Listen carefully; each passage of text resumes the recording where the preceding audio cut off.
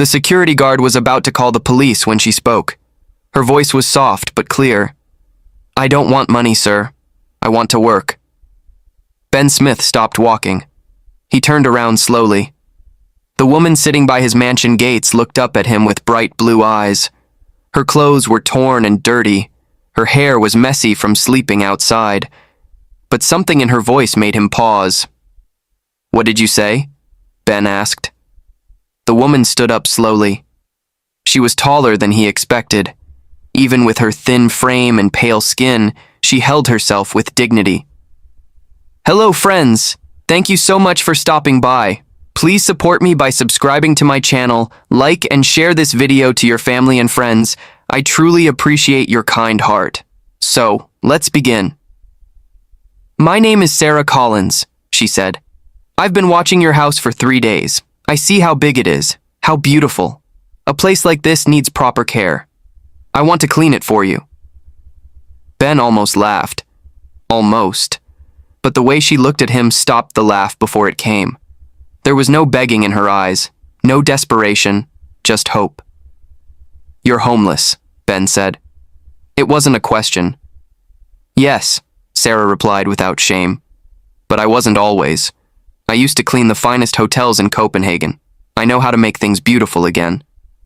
The security guard stepped forward. "Sir, should I call the police?" Ben raised his hand. "No, David. Go back to your post." David looked confused but walked away. Ben studied the woman in front of him. Sarah Collins. She didn't look away from his stare. Most people couldn't look him in the eyes for long. They were either too scared or too eager to please him. "When did you last eat?" Ben asked. Sarah's stomach growled as if answering for her. 2 days ago. A kind lady gave me half a sandwich." Ben felt something strange in his chest. When was the last time he felt hungry? Really hungry? He couldn't remember. "Follow me," he said. Sarah's eyes widened. "Really?" "I said follow me." Ben walked through the iron gates. Sarah followed behind him, her worn shoes quiet on the stone path. The mansion was even bigger up close. It had 3 floors and more windows than she could count. Beautiful gardens surrounded it on all sides. They walked up the marble steps to the front door. Ben opened it and stepped inside. Sarah hesitated at the doorway. "Come in," Ben said. Sarah took her first step into the mansion. The floor was polished marble that reflected her face. A huge chandelier hung from the ceiling. Paintings in golden frames covered the walls. "This way," Ben said, walking toward the kitchen. The kitchen was bigger than any apartment Sarah had ever lived in. Everything was clean and modern. Ben opened the large refrigerator and pulled out ingredients. "Sit," he said, pointing to a chair at the kitchen island. Sarah sat down carefully. She didn't want to make the expensive chair dirty. Ben began making a sandwich. His movements were careful and precise. He cut the bread evenly. He spread the butter smoothly. He layered the meat and cheese perfectly. "Why are you doing this?" Sarah asked quietly. Ben paused. Good question. Why was he doing this? He had never brought a stranger into his home before, especially not a homeless woman. "I don't know," he said honestly. He placed the sandwich in front of her. Sarah stared at the food. Her hands shook as she picked it up. She took a small bite, then a bigger one. Then she began eating faster. "Slow down," Ben said gently. "You'll make yourself sick." Sarah nodded and forced herself to eat slower. Tears ran down her cheeks. "Thank you," she whispered. Ben made himself coffee and sat across from her. "Tell me about yourself." Sarah wiped her eyes with her sleeve. "What do you want to know?" "Everything. Start from the beginning." Sarah took a deep breath. "I was born in London. My parents died in a car crash when I was 16. I had no other family. I learned to take care of myself early." She took another bite of her sandwich. "I moved to Denmark 5 years ago. I got a job cleaning at the Grand Hotel. I was good at it. Really good. I could make any room perfect." What happened? Ben asked. Sarah's face darkened. The new manager. He wanted things from me. Things I wouldn't give. When I said no, he fired me. He told other hotels not to hire me. He lied about my work. Ben felt anger rise in his chest. He knew men like that, men who use their power to hurt others. I couldn't find another job, Sarah continued. I used all my savings trying to survive. Finally, I couldn't pay rent anymore. My landlord threw me out. That was 3 months ago. Why didn't you go back to London? Ben asked. With what money? Sarah asked. Besides, this is my home now. I love Denmark. I love the people, the culture, the language. I won't give up on my life here. Ben admired her strength. Most people would have given up by now. You said you watched my house for 3 days? Ben said. Why? Sarah smiled for the first time. It changed her whole face. I walk past here every morning. I've never seen a house so beautiful, but also so empty. Empty? You live here alone, don't you? Sarah asked. Such a big house and only one person. It seems sad. Ben felt uncomfortable. She was right, but he didn't like hearing it. I like my privacy, he said. Privacy is different from loneliness, Sarah replied softly. They sat in silence for a moment. Ben watched Sarah finish her sandwich. She ate every crumb, even licking her fingers clean. The cleaning job, Ben said finally. You were serious about that? Sarah's eyes lit up. Very serious. I know you probably have people who clean for you already, but I bet they don't care about your home the way I would. What makes you think that? Sarah looked around the kitchen. This kitchen is clean, yes, but it's not loved. The windows could sparkle more. The floors could shine brighter. The surfaces could gleam like mirrors. She stood up and walked to the window. Look at this view. It's beautiful. But when did you last really clean this glass? When did you last see the gardens clearly? Ben looked at the window. She was right. It was clean enough, but not perfectly clean. Your current cleaners do their job, Sarah continued. But I would make this place a home. I would treat it like it deserves to be treated. Ben was quiet for a long time. Finally, he spoke. I'll make you a deal, he said. Clean one room. Show me what you can do. If I'm impressed, you can stay and work. I'll pay you fairly and give you a place to sleep.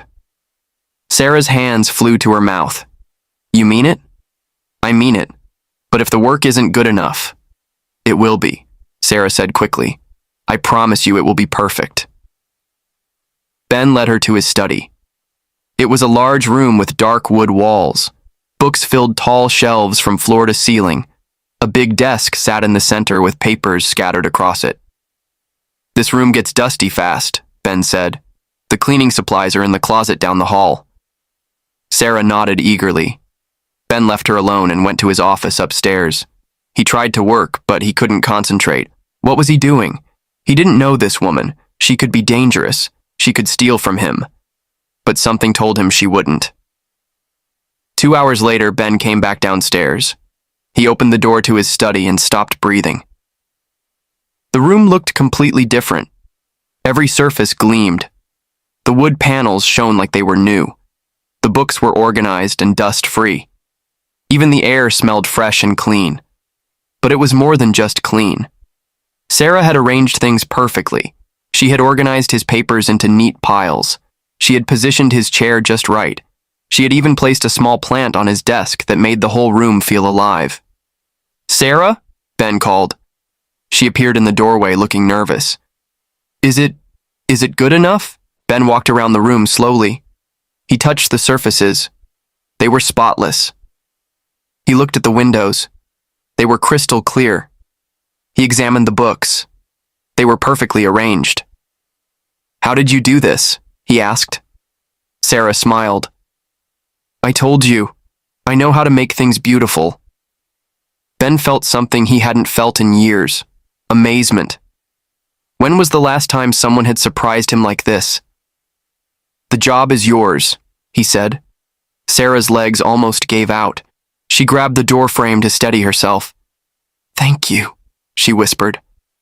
"Thank you so much." That night, Ben showed Sarah to a small room on the second floor. It had a bed, a dresser, and its own bathroom. "This is too much," Sarah said, looking around. "It's the servants' quarters," Ben replied. "It hasn't been used in years."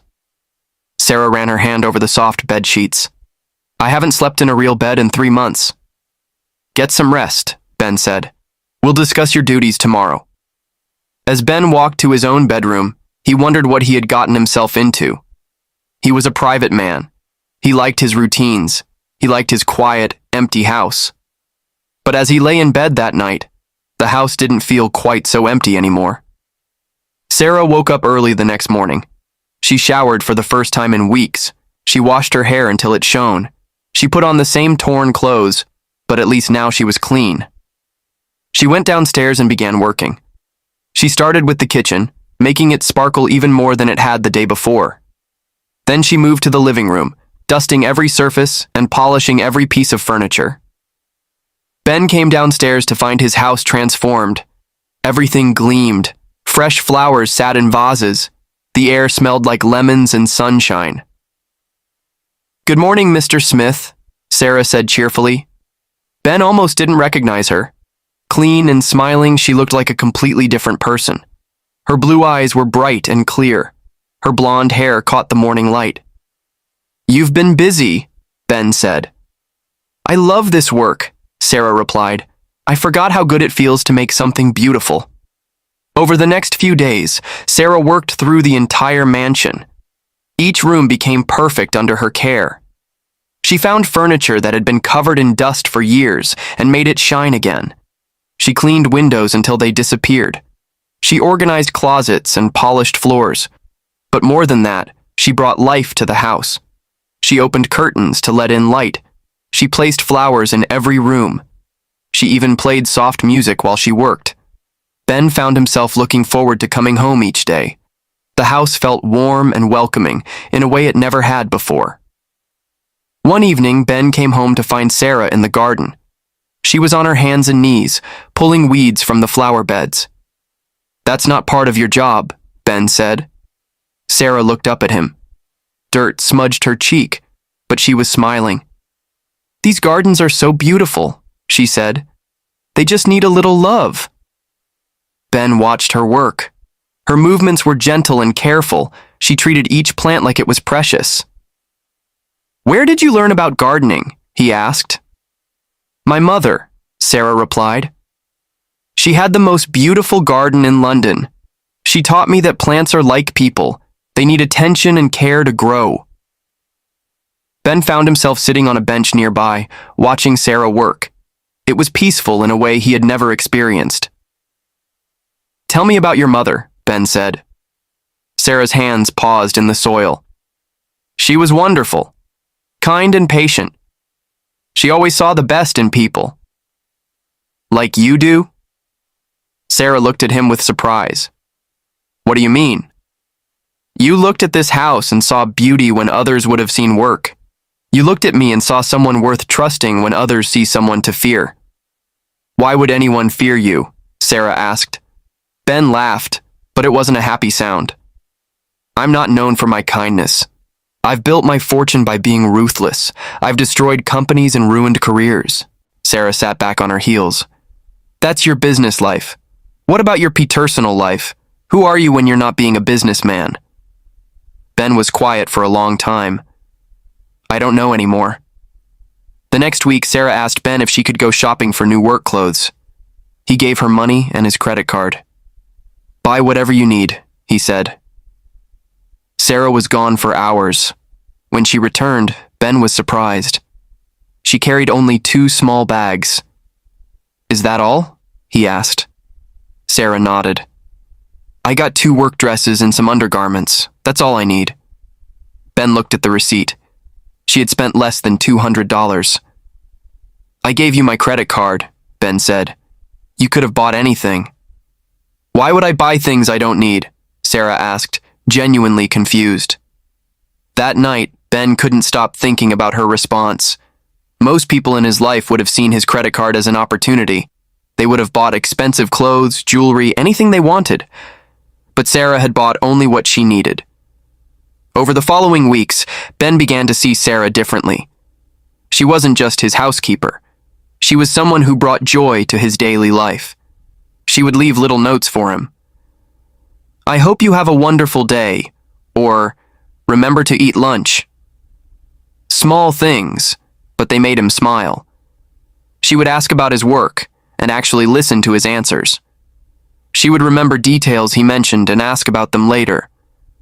One evening, Ben found Sarah crying in the kitchen. She was holding a piece of paper. "What's wrong?" he asked. Sarah quickly wiped her eyes. "It's nothing, Mr. Smith. I'm sorry." "Tell me," Ben said gently. Sarah handed him the paper. It was a letter from her old hotel manager. He was threatening to have her arrested if she didn't pay back money he claimed she had stolen.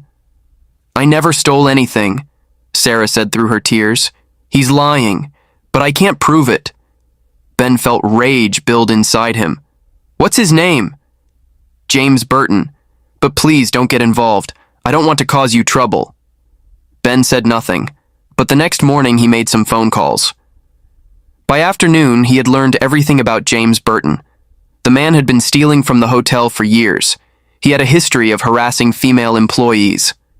That evening, Ben called Sarah into his study. "Sit down," he said. Sarah looked nervous. "Did I do something wrong?" "James Burton will not bother you again," Ben said simply. Sarah's eyes widened. "What did you do?" "I bought the hotel." "You what?" "I bought the Grand Hotel. Burton has been fired. He's also being investigated for theft and harassment. He won't work in hospitality again." Sarah stared at him in shock. "You bought an entire hotel for me?" Ben felt embarrassed by her amazement. It was a good investment anyway. But they both knew that wasn't true. Tears filled Sarah's eyes. "Why? Why would you do that?" Ben looked at this woman who had changed his life so completely. She had brought warmth to his cold house. She had brought light to his dark days. She had shown him what it meant to care about someone other than himself. "Because you matter," he said quietly. Sarah stood up and walked around the desk. Before Ben could react, she hugged him. He tensed at first, then slowly put his arms around her. "Thank you," she whispered. That night, everything changed between them. They had dinner together for the first time. They talked for hours about their dreams, their fears, their hopes for the future. Ben learned that Sarah wanted to go back to school. She had always dreamed of becoming a teacher. "I could help with that," Ben offered. "You've already done so much," Sarah said. "I want to do more." Over the next few months, Ben enrolled Sarah in university.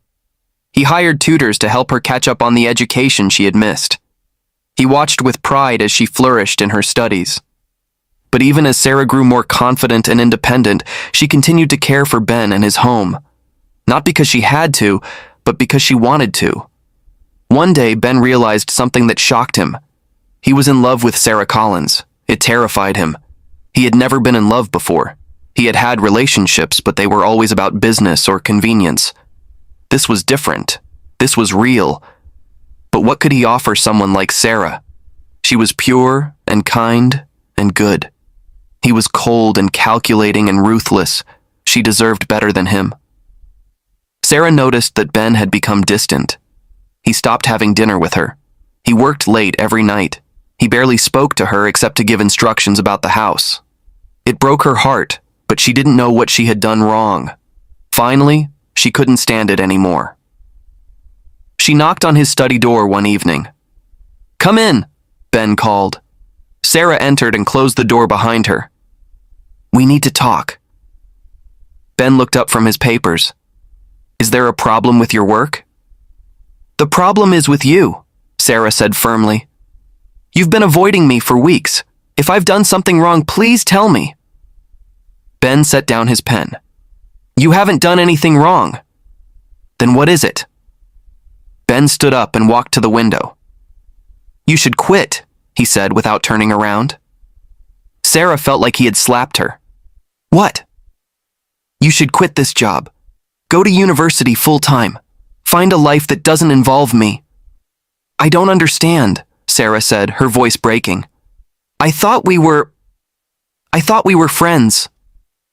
Ben finally turned around. His face was cold and distant.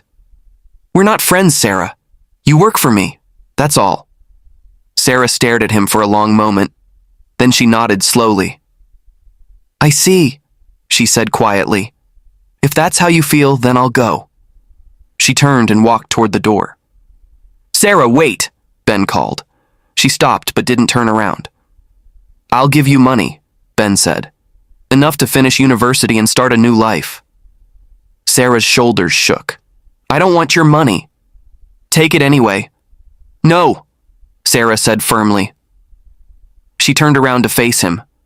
Tears streamed down her cheeks. I don't want your money. I never wanted your money. Then what do you want? Ben asked. I wanted you to care about me the way I care about you, Sarah said, but I can see that was foolish of me. She left the study and went to her room. That night, she packed her few belongings. The next morning, she was gone. Ben told himself he had done the right thing. Sarah deserved better than him. She would find someone who could make her happy. Someone who wasn't broken inside like he was. But as days turned into weeks, Ben realized he had made a terrible mistake. The house felt empty again. Darker. Colder. Nothing sparkled anymore. Nothing felt alive. He tried hiring other housekeepers, but none of them cared about the house the way Sarah had. They did their jobs and left. They didn't bring flowers or open curtains or leave little notes. Ben couldn't eat, he couldn't sleep, he couldn't concentrate on work. All he could think about was Sarah's face when he had hurt her. Finally, he couldn't stand it anymore. He had to find her. It took weeks of searching. Ben hired private investigators. He checked every university in Denmark. He visited every hotel and cleaning service in Copenhagen. Finally, he found her working at a small cafe near the university. She was waitressing to pay for her classes. Ben sat at a table in the corner and watched her work. She moved with the same grace and care she had shown in his house. She treated every customer with kindness. She made everyone around her smile. When Sarah saw him, she froze. Then she walked over to his table. What do you want? She asked coldly. To apologize, Ben said. For what? For being a coward, for lying to you, for hurting you. Sarah crossed her arms. I'm working. I don't have time for this. I love you, Ben said quietly. The words hung in the air between them. Sarah's eyes widened with shock. What did you say? I love you, Sarah. I've been in love with you for months. That's why I pushed you away. I was scared. Sarah sat down across from him. Scared of what? Scared that you would realize you deserve better than me. Scared that I would hurt you. Scared that I'm not good enough for someone like you. Sarah was quiet for a long time. You hurt me anyway, she said finally. I know. I'm sorry. I'm so sorry. Why should I believe you? Sarah asked. How do I know you won't push me away again when things get difficult? Ben reached across the table and took her hand. Because I can't live without you. These past few weeks have been the worst of my life. I was dead inside before you came along. You brought me back to life. Sarah looked down at their joined hands. I love you too, she whispered. I've loved you for a long time. But love isn't enough if you don't trust it. Then teach me, Ben said. Teach me how to trust. Teach me how to be the man you deserve. Sarah looked into his eyes. She saw fear there, yes, but she also saw love, real, honest love. It won't be easy, she said. Nothing worthwhile ever is. Sarah smiled for the first time in weeks. Okay, she said. We can try. Ben felt joy flood through him. Really? Really. But things have to be different this time. No more pushing me away when you get scared. No more pretending we're just employer and employee. If we do this, we do it honestly. Honestly, Ben agreed. 6 months later, Ben proposed to Sarah in the garden where she had first pulled weeds. He got down on one knee beside the flower beds that now bloomed brighter than ever. "Sarah Collins," he said, "you saw beauty in a broken house and a broken man. You made both of us whole again.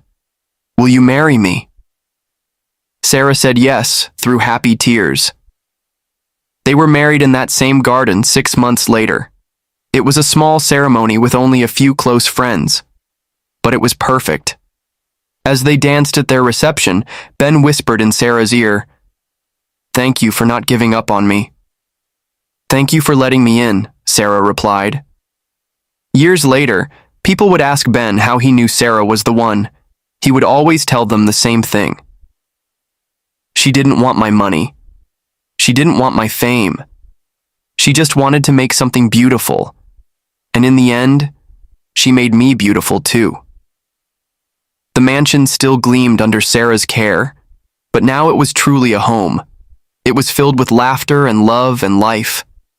And every morning, Ben woke up grateful for the day Sarah Collins knocked on his door and asked not for money, but for a chance to work. Sometimes the most precious things come disguised as ordinary moments. Sometimes love looks like a homeless woman asking to clean your house. Sometimes salvation comes not from what we can give, but from what we're willing to receive. And sometimes, if we're very lucky, the person who saves us is the one we thought needed saving. Ben and Sarah learned that day by day, choice by choice, act by act, we can all become beautiful again. Even when the world sees us as broken, even when we see ourselves as lost. Love doesn't always arrive in fancy packages. Sometimes it arrives in torn clothes and worn shoes, carrying nothing but hope and a willingness to make something better. Sometimes it arrives exactly when we need it most, disguised as exactly what we never knew we were looking for. Dear friends, thank you so much for watching. Please support me by subscribing to my channel. And don't forget to like and share this video. It means the world to me. Take care of yourself and never forget how much you're loved. I can't wait to see you in the next video. Sending you all my love.